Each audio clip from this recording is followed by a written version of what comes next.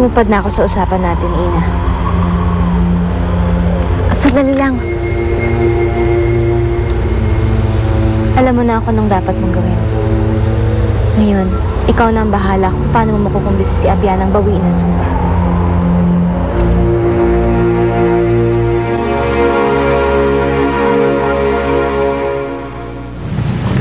Kuya Lindon! Kuya Lindon! Oh, Nitoy. Kumusta ang pamimili mo? Ayos naman po, Kuya Lindon. Buti na nga lang nakasalubong kita eh. Pupunta na nga sana ako sa inyo. Sa amin? Oh, bakit? Di ba hinahanap mo yung Fina? Oh. Bakit alam mo kung saan siya mahanap? Napadaan ako dun sa lugar nila Mang Gustin. Agustin. Oo nga pala. Hindi mo kilala yun. Malapit yung bahay niya doon sa Mamihan. Sa paradahan ng jeep. Balita ko nga naglasing siya. Nagwawala. Hindi pa daw kasi umuwi yung Fina. Kuya Lindo, punta ka dun. Baka sakaling pareho kayong hinahanap ng Fina. Sigurado ka ba sa sinasabi mo? Oo, totoo po yun. Nitoy, salamat ha. Salamat. Kuya Lindon! Kuya Lindon, yung mga kalitan mo! Kuya Lindon!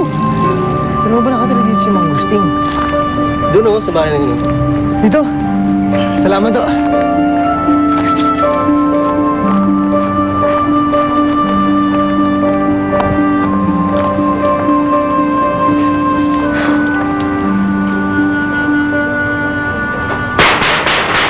Tao po!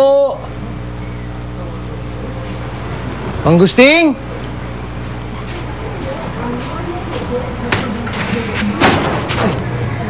Ano yan?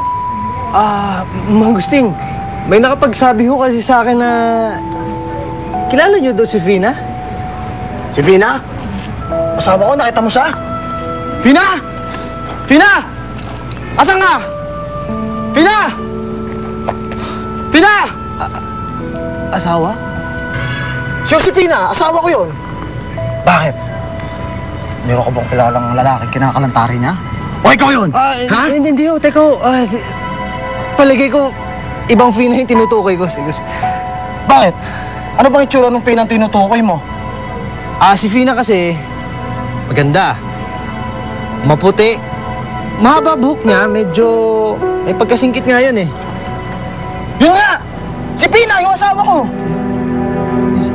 Yung malanding babae na yun! Mag-iingat ka dun, ha? Kahit sinong lalaki, pinapatulan nun.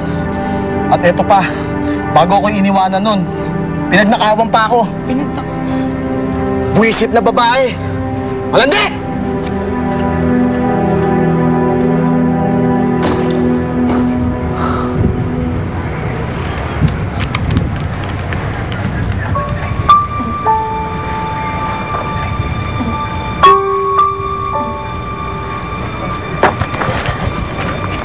Kuya Lindon, naiwan mo yung kariton mo.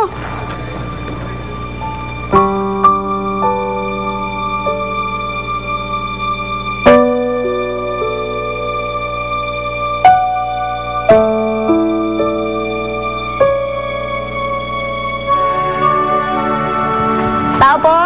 Tao po! Mang Agustin? Tao po! Ano na naman? Wala na siya. Huwag ka na umarte. Sigurado ka? Oo, wala na. O, sagit lang. Asan na yung parte ko? Teka lang, sigurado ka, wala na siya, ha? Wala na.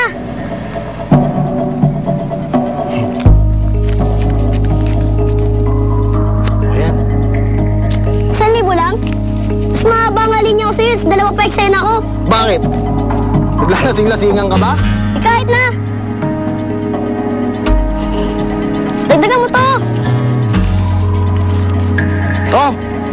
Alak, gusto mo? Na. Umayos ka na! Maraming salamat. Bakit lahat?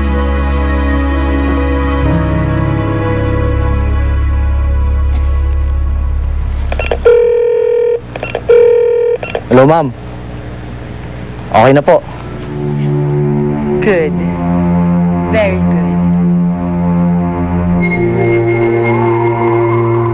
Si Abiana sumumpa sa'yo. Kaya kailangan siya rin ng bumawi nun. Pero hindi ganun kadali, Ina. Hindi mo ganun kadaling mapapabawi sa kanyang sumpa. Bakit po? Dahil kapag binawi niya ang sumpa, Mawawala ang lahat ng kapangyarihan niya bilang duwende. Hindi. Ito lang ang solusyon. Kapangyarihan ni Abiana, yun lang ang mawawala sa kanya. Pero ang buhay at pagkatao ko, inutang niya sa akin ang kapalit. Babawiin ko lang kung ano ang dapat sa akin.